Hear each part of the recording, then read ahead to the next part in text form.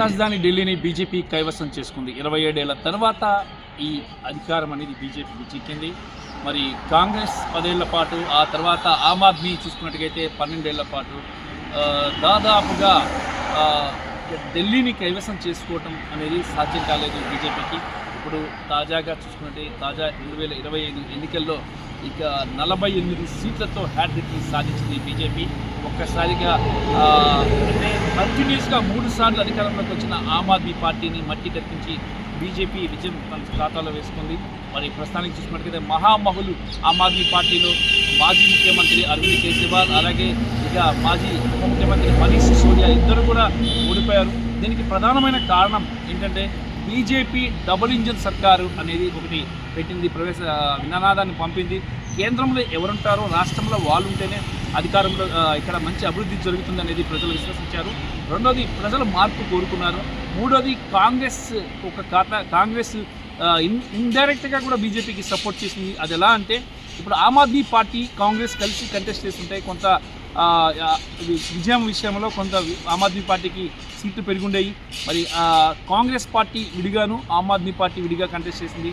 ఈ నేపథ్యంలోనే ఇక్కడ అపజయాన్ని చూడాల్సి వచ్చింది. ఆమ్ ఆద్మీ పార్టీ విజయాన్ని దిశగా పయనించింది బీజేపీ. ఆఖరికి ముస్లింలు ఉన్నటువంటి ప్రాంతాల్లో కూడా బీజేపీకి చాలా సీట్లు కూడా వచ్చాయి. ఇది నిజంగా ఇది ఒక మిరాకిల్ అని చెప్పచ్చు. ముస్లింలు వాస్తవంగా చూసుకుంటే బీజేపీకి వ్యతిరేకంగా ఉంటారు, కానీ ఇక్కడ చూసుకున్నట్టుగైతే బీజేపీకి ఇండైరెక్ట్గా కాంగ్రెస్ సపోర్ట్ చేసింది అనేది బాగా తెలుస్తుంది. ఎందుకంటే ఎప్పుడైతే ఆమ్ ఆద్మీ పార్టీ నుంచి విడిపోయిందో కాంగ్రెస్ పార్టీ, మరి అప్పుడే బీజేపీ తన విజయంపై స్ట్రాంగ్ నమ్మకం పెట్టుకుంది. ఇక మనకి బెస్ట్ ఎగ్జాంపుల్ చెప్పుకుంటే ఆంధ్రప్రదేశ్లో టీడీపీ జనసేన కలిసి వెళ్ళినప్పుడు విజయం సాధించారు. మళ్ళీ టీడీపీ జనసేన వెళ్ళకోకుండా సపరేట్గా వెళ్ళినప్పుడు టీడీపీ అక్కడ ఓడిపోయింది. మరి అక్కడ వైఎస్ఆర్ కాంగ్రెస్ పార్టీ గెలిచింది. అదేవిధంగా ఇక్కడ చూసుకున్నట్టుగైతే మాత్రం ఆమ్ ఆద్మీ పార్టీ కాంగ్రెస్ కలిసి వెళ్ళినప్పుడు ఆమ్ ఆద్మీ పార్టీ గెలిచింది. కానీ ఇప్పుడు మాత్రం చూసుకున్నట్టుగైతే మాత్రం ఆమ్ ఆద్మీ పార్టీ విడిగా, అలాగే కాంగ్రెస్ విడిగా వెళ్ళినప్పుడు అపజయాన్ని ఆమ్ ఆద్మీ పార్టీ చూడాల్సి వచ్చింది. అలాంటి సేమ్ పరిస్థితి ఈరోజు ఇక్కడ కూడా ఢిల్లీలో కూడా ఏర్పడింది. మరి ఇది చాలా పెద్ద చెంపపెట్టు ఆమ్ ఆద్మీ పార్టీకి. ఒక విషయం చెప్పాలి, ఎందుకంటే కేజ్రీవాల్ ఒక మాట అన్నారు, 2025 కాదు 2050 వరకు కూడా ఆమ్ ఆద్మీ పార్టీని క్రాస్ చేసి ముందుకెళ్ళే మునగాళ్లే లేరు, అంత దమ్ము ఎవరికి లేదు అని చెప్పేసి ఆయన వ్యాఖ్యలు చేశారు. ఈరోజు కాంగ్రెస్ పార్టీ 48 సీట్లతో ఆమ్ ఆద్మీ పార్టీని మట్టి కల్పించింది. మహామహులైనటువంటి అరవింద్ కేజ్రీవాల్, మనీష్ సిసోడియా కూడా మట్టి గడిచారు. ఇక చూసుకుంటుంటే బీజేపీకి ఇది నిజంగా చాలా పెద్ద హ్యాట్రిక్ విజయం అని చెప్పాలి. ఒకవైపు వరాల జల్లు కురిపించింది బీజేపీ, ఆమ్ ఆద్మీ ఇచ్చిన హామీల కంటే ఎక్కువ హామీలు ఇచ్చింది. మరోవైపు చూసుకుంటే 12 లక్షల వరకు ట్యాక్స్ మినహాయింపులు ఇస్తూ మరో బాంబు వేసింది బీజేపీ.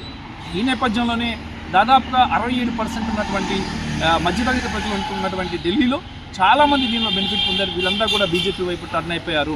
బీజేపీ 10 ఏళ్ల పాలనలో ఏ రోజు కూడా మధ్యతరగతి ప్రజలను కరుణించలేదు. మరి అలాంటిది హిస్టారికల్ నిర్ణయం తీసుకోండి, 12 లక్షల ట్యాక్స్ మినహాయింపు ఇచ్చింది. ఈ నేపథ్యంలోనే ఇది చాలా బాగా పనిచేసింది. మరి ఈ నేపథ్యంలోనే బీజేపీ గెలవటానికి ఇదొక కారణం అని చెప్పచ్చు. అది కూడా ఫిబ్రవరి 1న కేంద్ర బడ్జెట్ ప్రవేశపెట్టారు. ఫిబ్రవరి 5వ తేదీన ఢిల్లీ ఎలక్షన్ ఉంది. మరి ఈ నేపథ్యంలో 12 లక్షల బెనిఫిట్ పొందినటువంటి ఉద్యోగులైనా కానీ ఎవరైనా కానీ అందరూ కూడా తన ఓట్ని బీజేపీ వైపు టర్న్ చేసుకున్నారు. మరి ఇది బీజేపీకి చాలా పెద్ద కలిసి వచ్చే అంశం అని చెప్పాలి. కాంగ్రెస్ పార్టీ ఒకవైపు ఇండైరెక్ట్గా సహాయం చేసింది బీజేపీకి, మరోవైపు ట్యాక్స్ మినహాయింపులు, మరి అలాగే భారీగా వెల్ఫేర్ స్కీమ్స్, అంటే ఆమ్ ఆద్మీ కంటే కూడా ఎక్కువ డబుల్ వెల్ఫేర్ స్కీమ్స్ అని కాంగ్రెస్ ప్రకటించడం కూడా ఒక్కసారి మార్పు చూద్దాం, చేంజ్ కోసం పరితపించారు ఢిల్లీ ప్రజలు. కాంగ్రెస్కి చానాళ్ళు ఇచ్చారు, అలాగే ఆమ్ ఆద్మీ పార్టీకి 3 టర్మ్స్ ఇచ్చారు, కాంగ్రెస్కి 2 టర్మ్స్ ఇచ్చారు.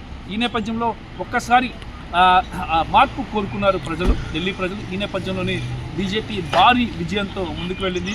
ఇక ఈ పార్టీకి చెందిన సాహిబ్ సింగ్ పరేష్ వర్మ న్యూఢిల్లీ నియోజకవర్గం నుంచి కేజ్రీవాల్ని 3000 ఓట్లతో ఓడించారు. ఆయనే ముఖ్యమంత్రిగా కూడా రాబోతున్నారు. రామకృష్ణ, INSS, న్యూఢిల్లీ.